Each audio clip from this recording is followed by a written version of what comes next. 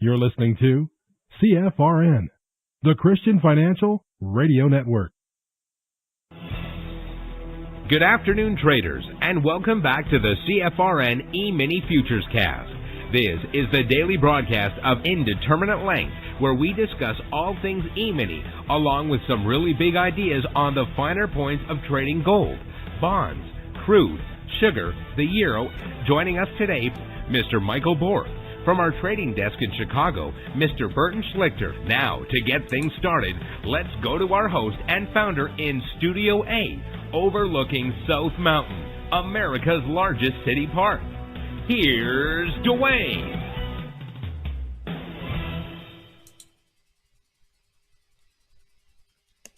Good afternoon. Welcome back. Today is Wednesday, 29th day of April, 2026. Thanks for joining us. Whoever you are, wherever you are, we're just glad to have you right here or right now. Contrary to what the opening intro said, Michael will not be joining us today. He's out today and tomorrow. He'll be back in the saddle in the live training room Friday morning. So, just don't want you to be confused. Now, we got one of those markets today where Wall Street is acting kind of like a man holding his breath, and for some pretty good reasons. Late this morning, major indexes were in the red.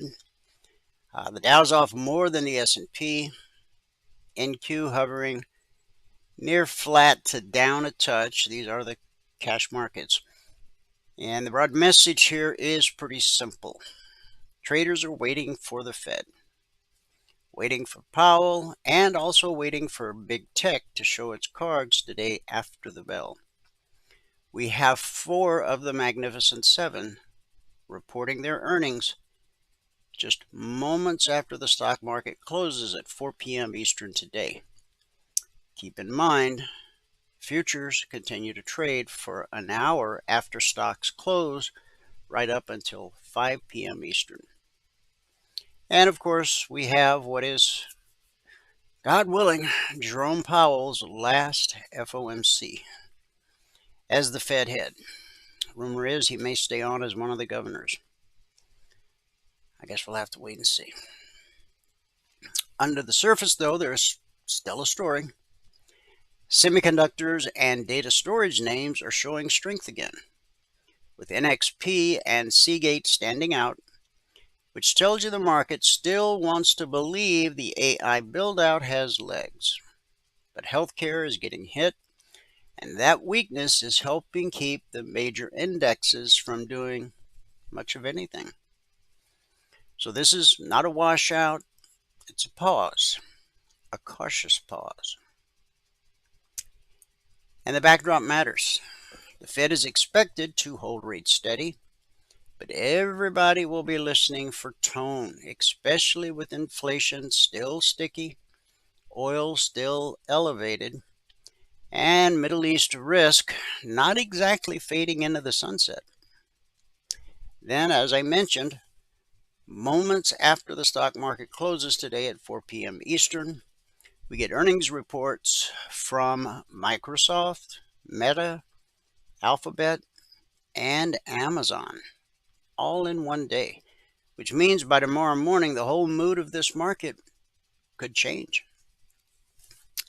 Conservatives have plenty to watch too. A fresh fight over Fed independence, the SAVE Act it's actually the Save America Act, getting bogged down in the Senate. Plus, we have a major pro-life battle in Virginia. and continued pressure over how far the administration may go to keep Iran from going nuclear. So today's theme is simple. Conviction is being tested in markets, in policy, and frankly, in the culture. Now, a question I know that many of you have. What happened to the metals? Why gold and silver are down so dramatically?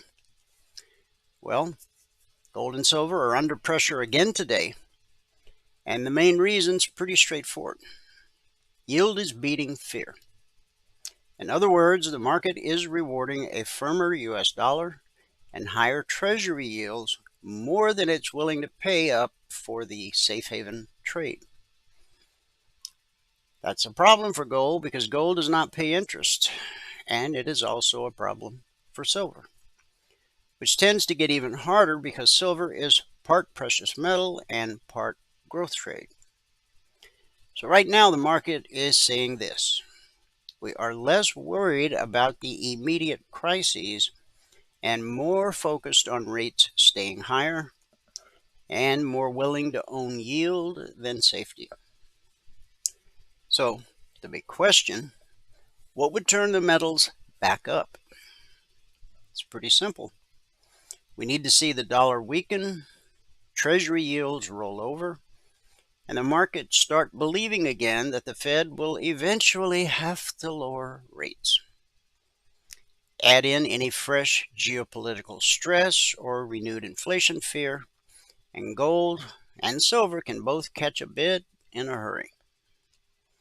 For silver, there's one more piece. Silver does best when you get not just a monetary bid, but also a growth and industrial bid tied to electrification, infrastructure, and AI-related demand. So for now, metals are correcting, but if the dollar softens and yields back off, this whole picture can change fast. Right now, yield is beating fear. But if that flips, the metals can turn right back up. From my lips to God's ears. All right, we do 2 live broadcasts every trading day.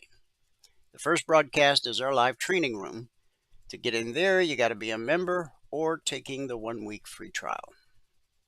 This broadcast, on the other hand, is open to the public. Everybody, everywhere on planet Earth with an internet-connected device. There's 2 different ways to join this afternoon broadcast live. The best way, you only have to do it once. Go to mytradingiq.com. Scroll down the page to where it says Noon Broadcast. Click the link, fill out the 30-second registration form, and you're done. What will happen going forward is every trading day you'll get an email about an hour before this broadcast starts. In the email, there's a link. So at 12 noon Eastern, all you got to do is click the link in the email, and it automatically logs you into our platform. The benefit there is you immediately have access to the question box, so you can ask questions and participate in the discussion. Of course, there will be days you're out of the office, away from your desktop, but you still want to join live. Some days you'll be busy, so you can't join live, but you'll want to get caught up later. Good news, you can do both of those via our YouTube channel, which is easy to remember. youtube.com/CFRN.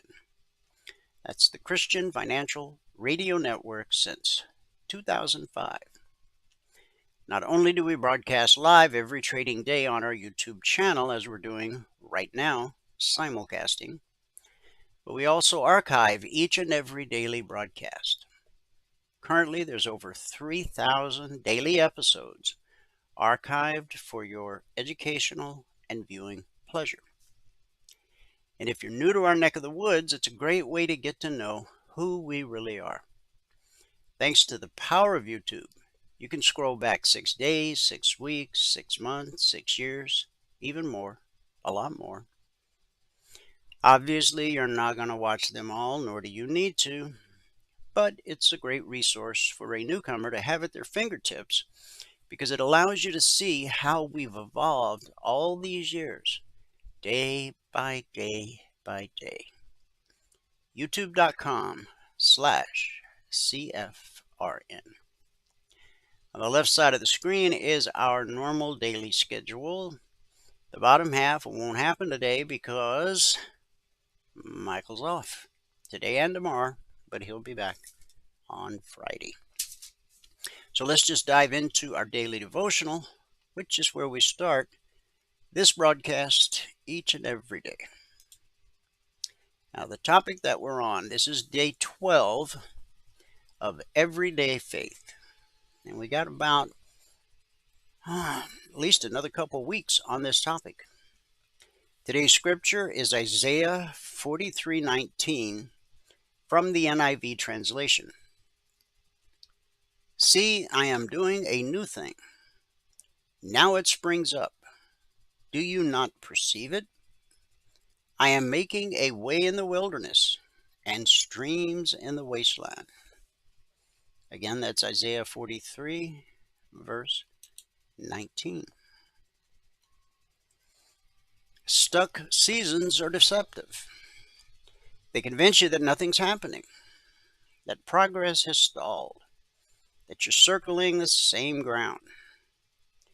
But God never stops shaping us, even though we may stop noticing. New growth rarely announces itself. It begins beneath the surface. A desire shifts, a reaction softens, a hunger deepens, a conviction gains confidence. We want breakthrough all at once. But God's work often happens in layers. Seeds do not look impressive while they are breaking ground. If Christ is alive in you, movement is happening, even if it's not dramatic. Do not declare something dead that God is still forming. Part of growing is learning to love the process. Loving the process also means pausing long enough to notice where God has already led you. Recognize where your reactions have changed, where your trust has deepened, where a struggle no longer controls you the way it once did. Here's a question for you to meditate on. Are you misreading slow growth as stagnation? If you are, knock it off. Let's pray. Heavenly Father, help all of us recognize what you are forming in us beneath the surface. We trust your invisible work in us. We may not be fully developed, but we know for sure we're not the people we once were. It's in Jesus' name we believe and pray. And everybody said, Amen. Amen and happy Wednesday. Let me give you the numbers from around the world. Then we'll go to the news, then we'll go to the alerts, and then we go to the charts. And then we wrap it up with our good word for the day. Starting here in the U.S. with the cash markets, or the indices as they're called. The Dow's currently down 317 points. NASDAQ's down 26, make that 29. S&P 500 is down 10. The Russell 2000 is down 22. And for the Russell, that's almost 1%. In the commodity basket, crude oil is up $6.39, trading 106.32 last. That's a gain of over 6.25%. Gold is down $40, trading 45.67 last, almost 1%. Silver's down $1.67, trading 71.54 last. That's a drop of over 2.25%. In the Asian markets at the close, the Nikkei dropped 619 points, just over 1%. The Shanghai gained 28. The Hang Seng gained 432. Now that's almost 1.75%. And in the European markets at the close, FTSE down 119, well over 1%. The DAX down 74. The CAC down 31. So we had a mixed day in Asia. It was a red day for the UK. And at the moment, it's a big red Radio Wednesday here in the US of A. Keep in mind that could change once the Fed takes the stage. It could get a lot worse or it might get better. It's all going to depend not so much on the FOMC interest rate statement as it does on the Q&A session that will happen at 2:30 p.m. Eastern when Jerome Powell takes the stage and answers questions from the audience. Turning to news, the United Arab Emirates announced yesterday, it will leave OPEC. Now, you probably always wondered what OPEC stands for. Let me educate you. Organization of the Petroleum Exporting Countries. Now, that's a big deal. The UAE is leaving OPEC effective May 1st, citing national interests and a desire for greater autonomy over its energy policy. The move signals a reshaping of Middle Eastern alliances exacerbated by the Iran war. The 12-member group sets prices for more than a quarter of the world's oil by imposing production quotas on its members. Before the Iran war, the UAE was OPEC's third largest oil producer, accounting for 3.6 million barrels per day, or 12% of the group's total output. The country now aims to produce 5 million barrels per day by 2027. The announcement heightens tension with Saudi Arabia, already strained over differing policies on Israel and Yemen. OPEC was founded way back in 1960, with Abu Dhabi joining 7 years later. Today, the group includes Saudi Arabia, Iran, Iraq, and Venezuela. OxyContin maker Purdue Pharma was sentenced yesterday in its long-running opioid criminal case, clearing the way for a settlement that includes a $225 million forfeiture to the Justice Department and a broader deal that could reach $7 billion over the next 15 years. Purdue will also be dissolved and replaced by a new company, Noah Pharma. Before Purdue Pharma figured out how to make OxyContin, you know what they did? They made laxatives. It's a true story. If you haven't seen the movie, you should watch it. There's a couple out there. Now, the sentencing follows years of litigation and a 2020 guilty plea in which Purdue admitted it failed to stop its painkillers from being diverted to the black market and used doctor-speaker programs to drive prescriptions. Under the settlement, the Sackler family, which owns Purdue, will pay state, local, and tribal governments, along with some individual victims, while family members who agree to the terms will be shielded from opioid lawsuits. Opioid overdoses killed about 806,000 people in the U.S. from 1999 through 2023. To put that in perspective, during the Vietnam War, we lost 50,000 American soldiers. And yes, the number I just said from opioid overdoses is 806,000.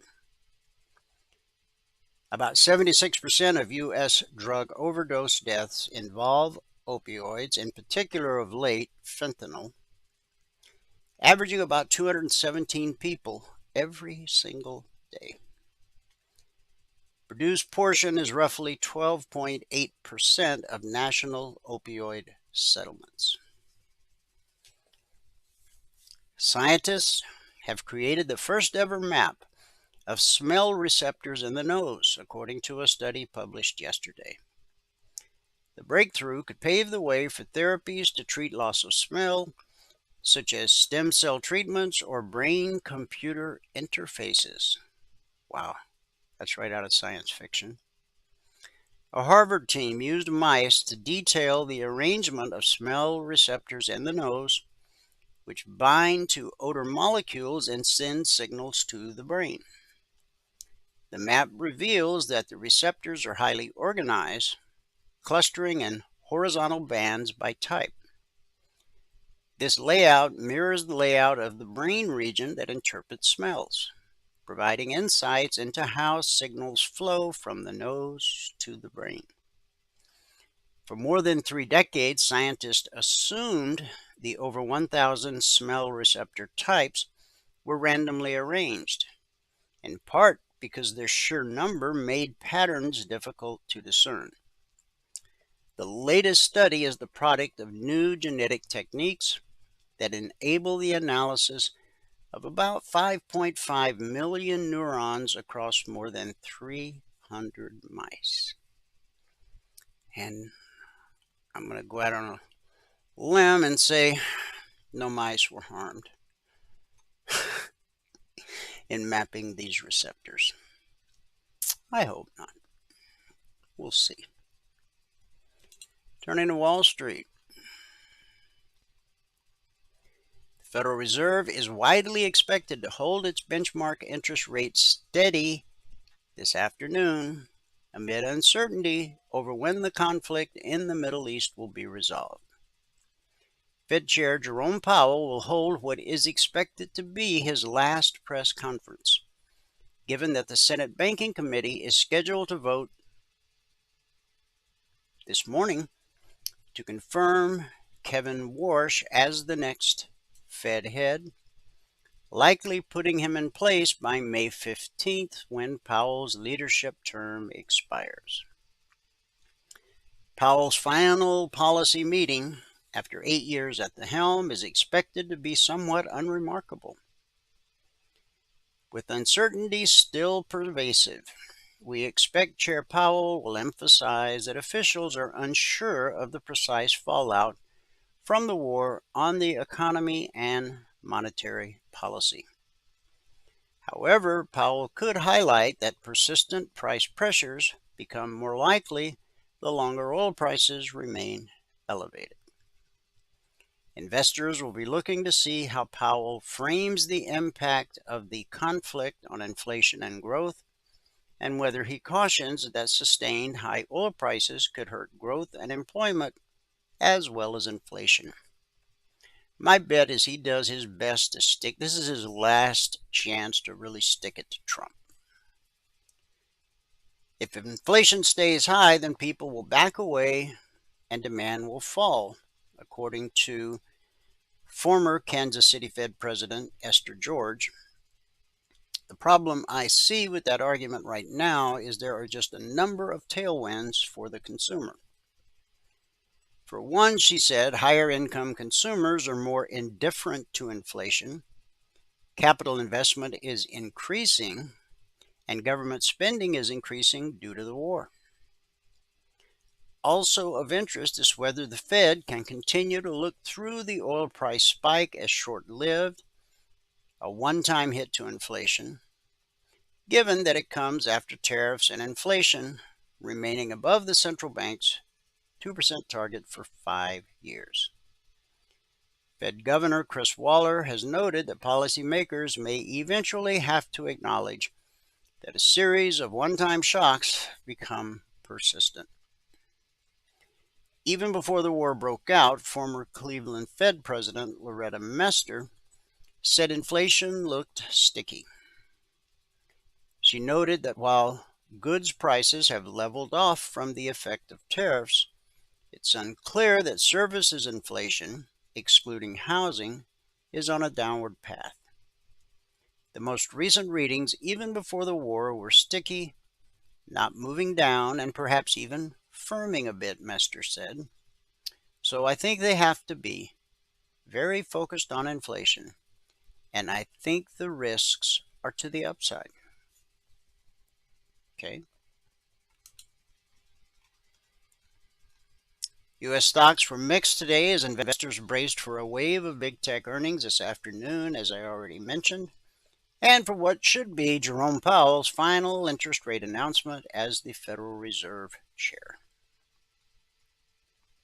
Seagate led a rally in data storage sector stocks, rising 17% after posting a stronger than expected profit and revenue outlook. Its upbeat earnings gave a lift to hopes for a sustained AI boom that took a knock yesterday on a report that OpenAI missed its own sales and user targets ahead of its IPO.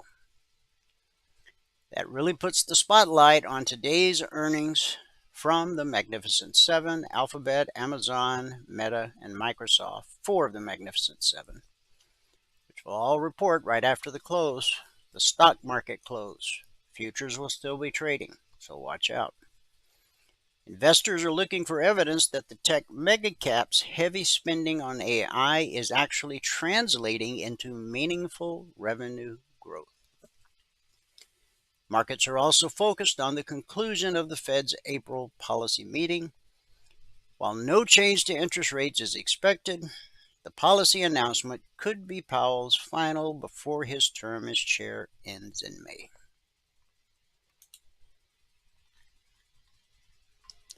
The war in Iran has now reached its 60-day mark, with President Trump apparently willing to live with an extended Strait of Hormuz blockade and little sense that Congress will meaningfully push back.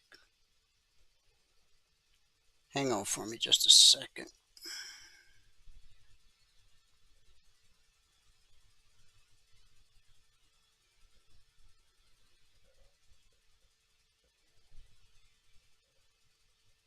When the text comes in from the wife, you got to answer. Okay.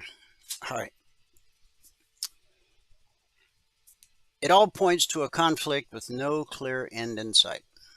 The war has entered a phase in which fighting is largely, but not entirely, halted, while shipping in the Strait of Hormuz is also largely blocked, though some ships are getting through.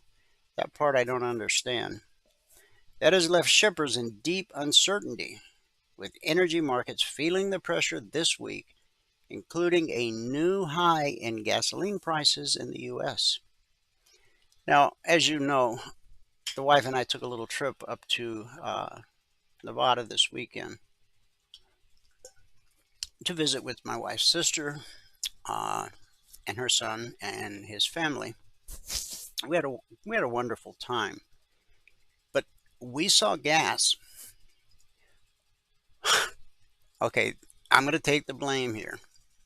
We drove through Wickenburg, which I know if you don't live in Arizona means nothing to anybody. And I didn't stop to get gas.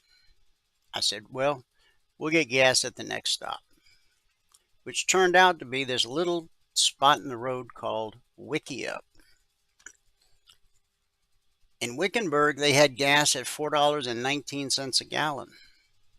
But because we were stranded in the middle of nowhere, we paid something like $5.80 for just regular unleaded gasoline.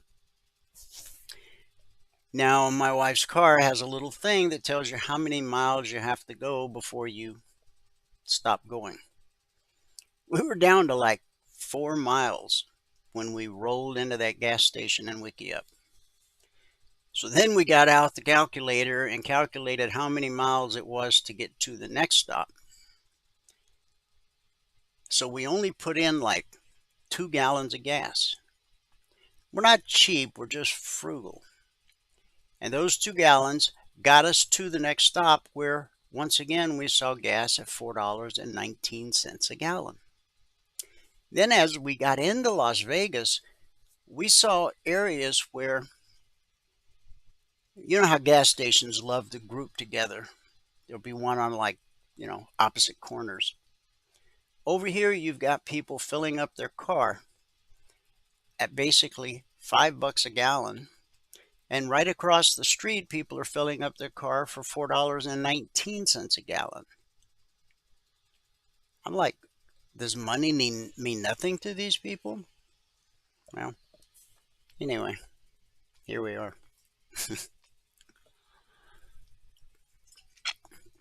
Needless to say, we made it home on the cheap gas.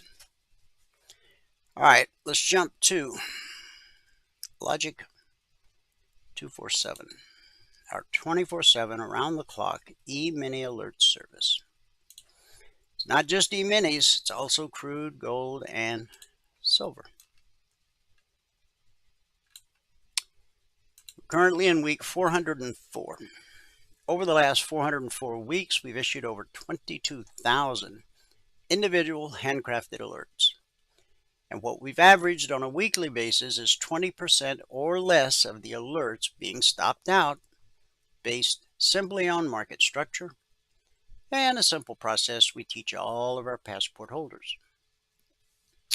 So far this week, we've issued, since the markets opened Sunday night at 6 p.m. Eastern, we've issued a total of 42 alerts.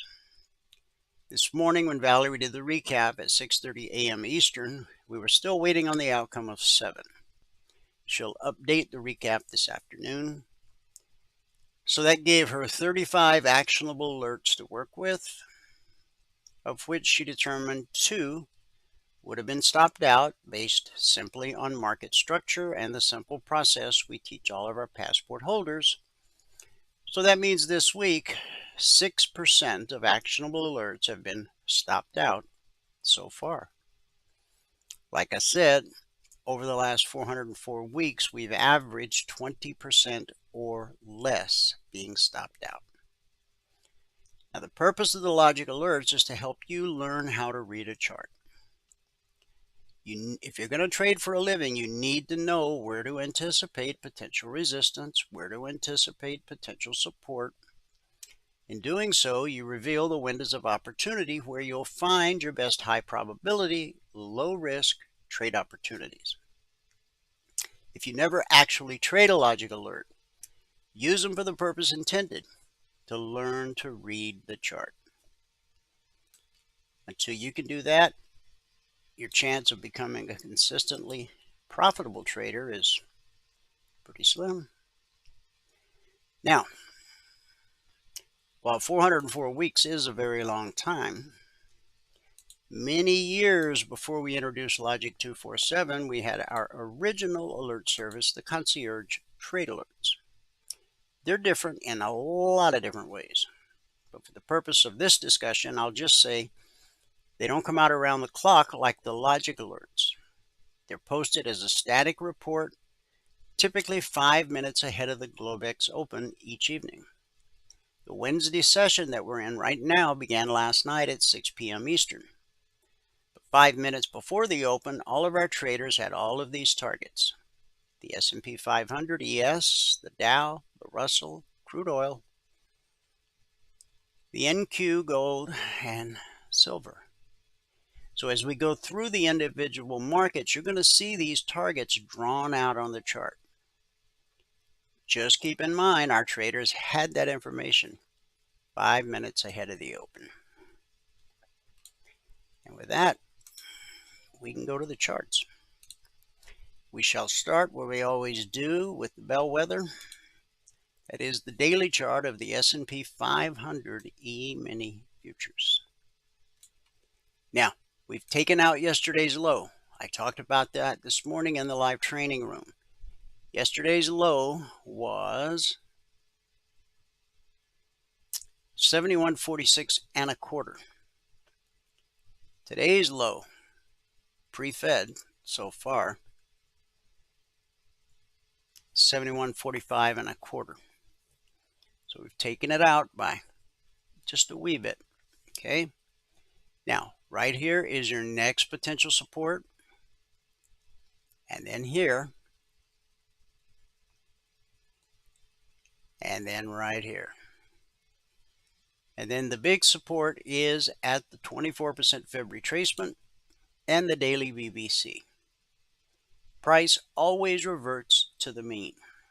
In our case, the mean is green. We call it the BBC. It just stands for bull-bear cross. When price crosses below the green line, we're bearish and expect lower prices. When price crosses above the green line, we're bullish and expect higher prices. But once the black step line crosses blue and climbing, or crosses red and falling, we expect a retracement back to the BBC. The pullback holds more often than it doesn't, but eventually it will trade through, like it did here. So this is what you should be watching for. Okay. Now this is support times 2. If we get there today or tomorrow, it should make for a nice bounce. I don't know that it'll reverse the trajectory of the market. We could very well continue down to the 38, to the 50. Just above the 62 Fib retracement, we got a bullish cross. That's where the blue line gets above the green line. When that happens and it leads to an extended move, the first time price revisits that area will almost always be good support. And I mean really good support. At least the first time down. Now, all alerts, both Logic 247 and the Concierge Trade alerts, are created on a 30-minute chart. Not that there's anything magic about 30 minutes. You just need to pick a larger time frame and stick with it. For me, the 30-minute has worked beautifully for years, so I'm not looking to change it. The vertical line you see on the chart separates today, Thursday, or Wednesday. Here's Tuesday, here's Monday. The horizontal lines are the weekly trading zones. We've published those for our members every Monday for the last 16 plus years. Now, the weekly trading zones are published every Monday morning at 6:15 a.m. Eastern. Once they're published, they're carved in stone for the entire week. They don't change in any way whatsoever. When price drops to a weekly trading zone, we expect support until proven otherwise. When price rallies up to a weekly trading zone, we expect resistance until proven otherwise.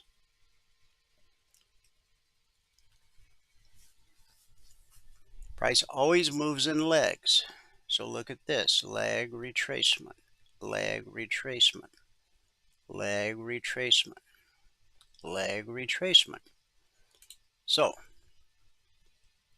pullback held and the pullback held, the pullback held until it didn't. Eventually it will trade through. So last night we had a strong open, and while we didn't quite make it all the way to the long target, this one candle right here opened at, we'll call it 71.80 and ran up to 86.75. That's over $300 per contract traded in that one 30-minute candle. We ran into resistance at a spot I wasn't expecting. I was expecting it to be right here, based off where the black step line crossed back to the left side of red and falling. So I was off just a tad. Right here, I missed it by 2 ticks. Resistance will always send the market looking for support. Leg retracement, pullback held. Leg retracement, pullback didn't hold. And then the pullback held, and the pullback held, and the pullback held, and we hit the short target once, twice, 3 times. Now, only one of three things happens when price encounters a weekly trading zone. 70% of the time, it's consolidation, like that. 20% of the time, it's rejection, like that, or like that.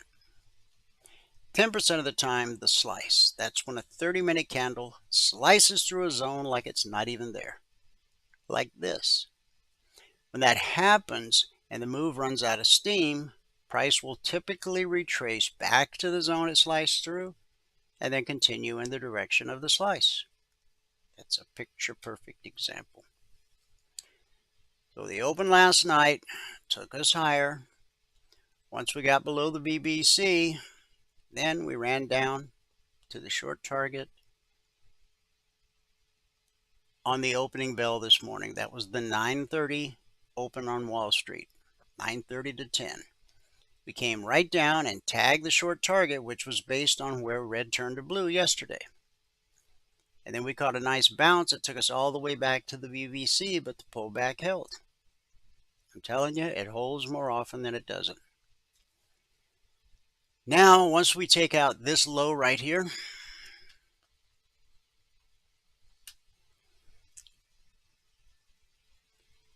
now this low is based off buyers coming in a little early right here. You've got potential support right here, about 71.36.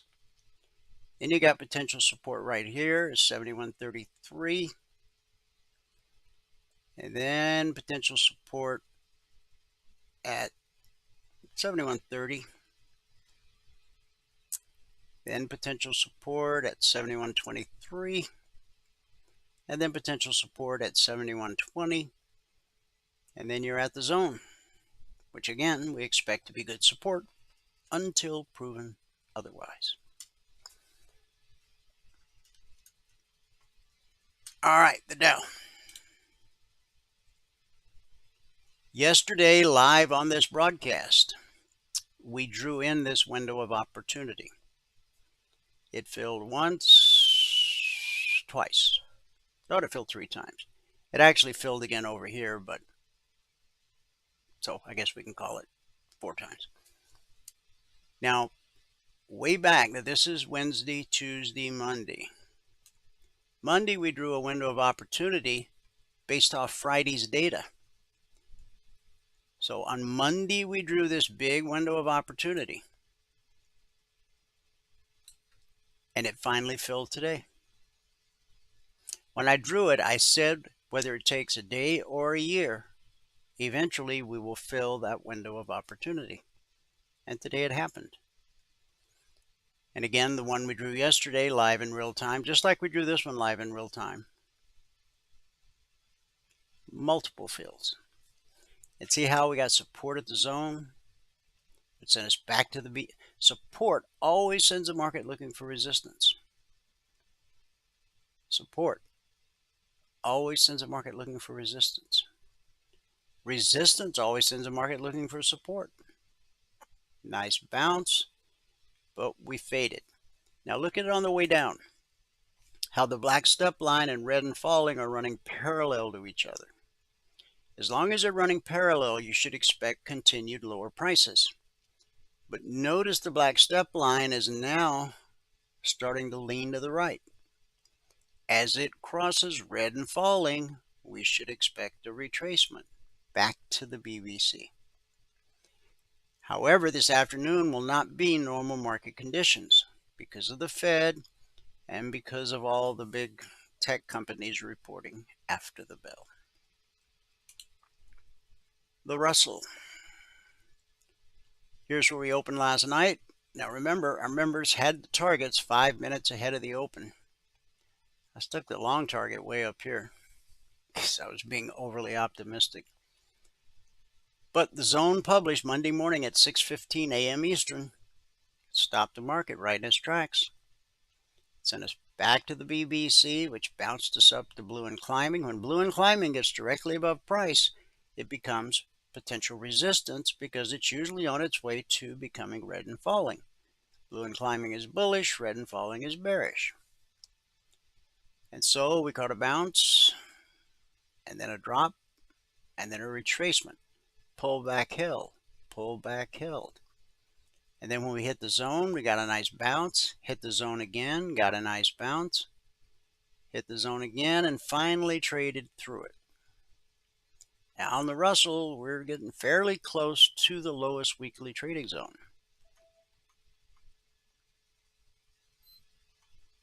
Still have 2.5 days left in the week. On the NQ, this morning in the live training room, I drew 2 windows of opportunity.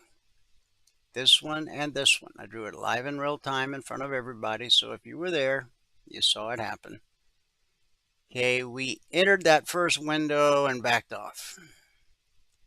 And then we came down through it cleanly and filled both windows. So on that initial move, you might have got stopped out, but then on the next move, you had the opportunity to take both windows. And then the market found support right at the zone.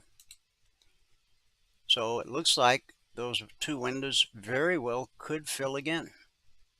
Because overhead we got red and falling, we're below the BBC, and the black step line is about to cross red and falling and get on the left side of it, which means further downward movement. And based on what the Fed says this afternoon, the short target was based where red turned to blue yesterday. If we don't see it today, good chance we see it tomorrow. Gold continues to climb. That's the highest weekly zone for crude. This was the open last night. We did not completely fill the window of opportunity I drew yesterday. However, from the top of the window, which was 98.70, we did drop to 98.42, which is almost, it's $280 per contract traded, even though you didn't get the whole thing. Then we reversed, got back above the BBC, and just screamed higher. Now this is very unusual. Once that step line crosses blue and climbing, we should get a retracement to the BBC. But because of the fundamentals, which we typically ignore because we're technical traders, but the fundamentals are so big right now, it's tough to ignore. But look what happened. Price crossed blue and climbing, calling for the pullback, and then price shot higher and it actually put the black step line back on the left side of blue and climbing. So right here, where the step line crossed back to the left side, call it $105. That is an important price, important area. And if we come down, $105 should be good support, at least the first time down. But remember, price is always trying to get to a weekly trading zone.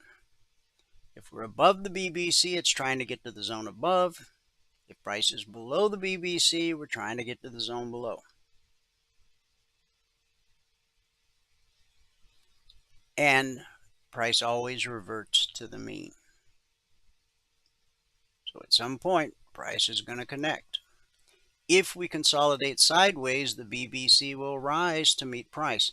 That's a whole different dynamic than price dropping to the BBC.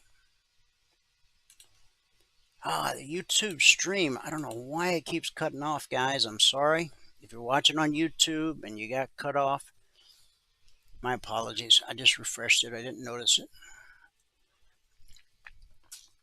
I need to get a hold of YouTube. All right, this was the open last night on gold. We had an initial drop, and then we tried to rally, and then we consolidated at the short target for quite a few hours. Right there where red turned to blue, that's where we consolidated. There's the low of the session right there. We have pulled back to the BBC, but now we're printing a red candle. Like I said, the pullback holds more often than not.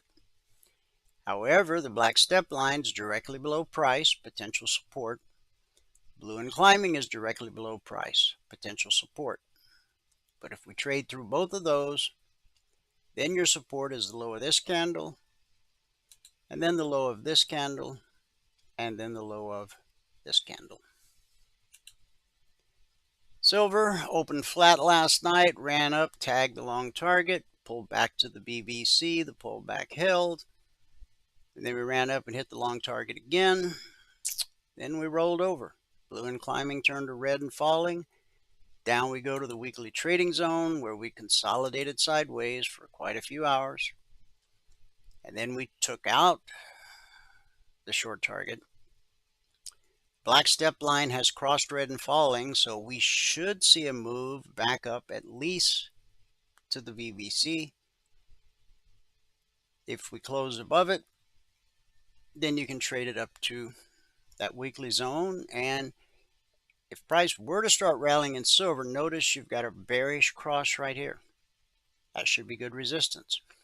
When I established the long target last night, based off that high right there from yesterday, this bullish cross had not happened. This bearish cross had not happened. So you got to stay fluid with the markets. One last look at the daily. We're off the low of the session. We're probably going to be quiet and sideways into the close. To become a member, get a hold of Valerie. You can email her support@cfrn.net. You can call her at 949-42-EMINI. If you get her voicemail, leave a message. She'll call you back.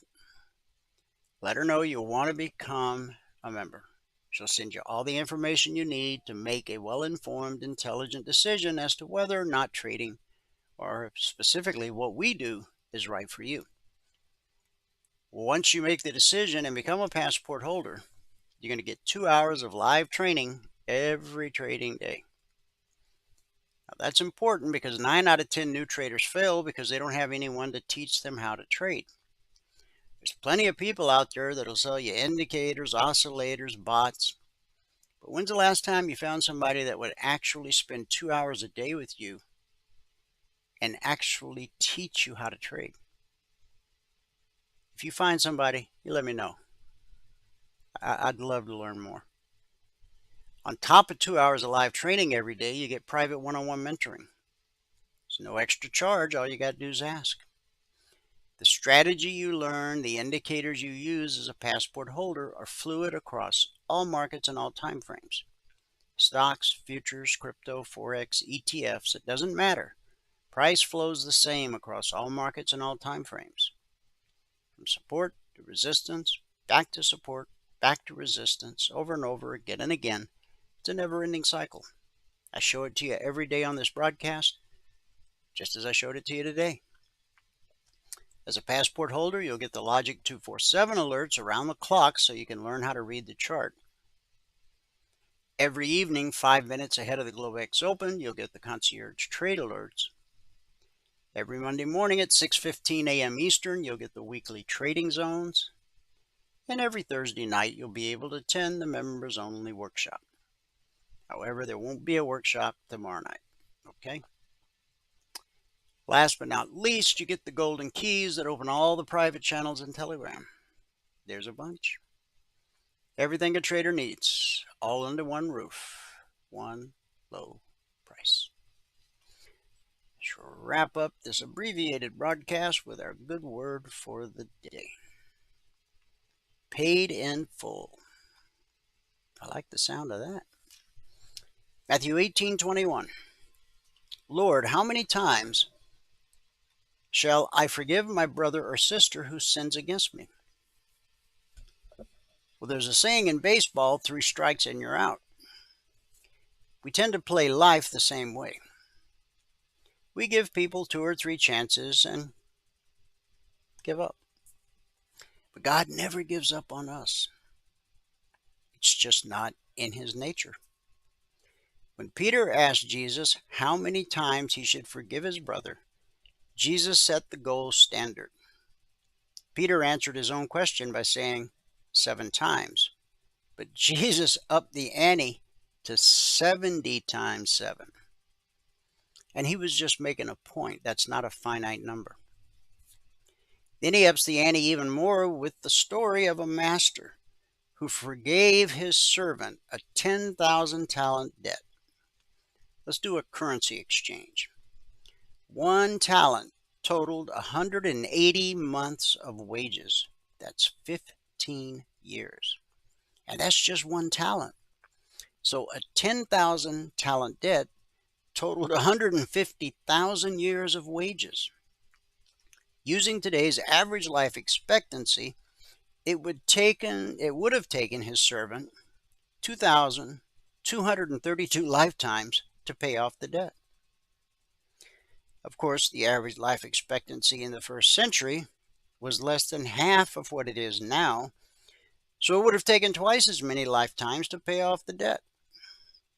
But instead of years, let's put this debt into dollars.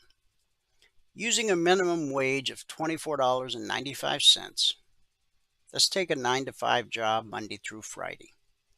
That's an annual income of $44,296.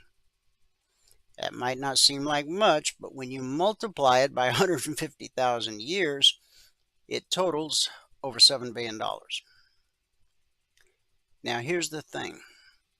By virtue of what Christ accomplished on the cross, your sin debt, past, present, and future, it's already paid in full.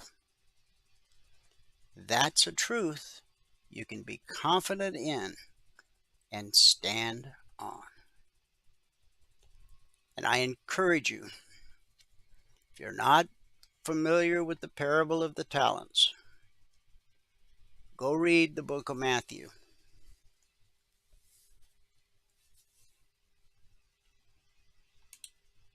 You'll be astounded. And you'll probably have some questions for me. And that's a good thing.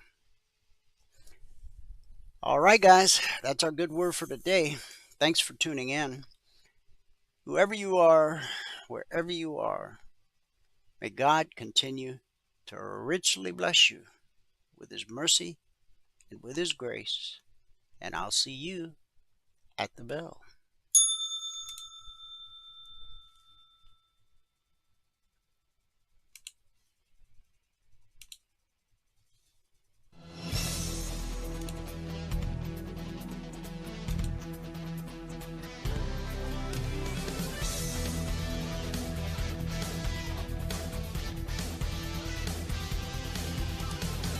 Remember this, there is no greater return on investment than to see a human life changed and given hope.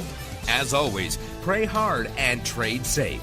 Any financial information discussed on this show is simply the opinion of our host, Dwayne Reeves, his co-hosts, and guests. To learn more about trading E-mini futures or to take a 1-week free trial in our live trading room, call 1-866-928-3310. 866-928-3310. Information discussed on this radio program should not be construed as a recommendation to buy or sell any security. Always do your own due diligence and consult with a licensed securities broker or financial planner before making any investment decision.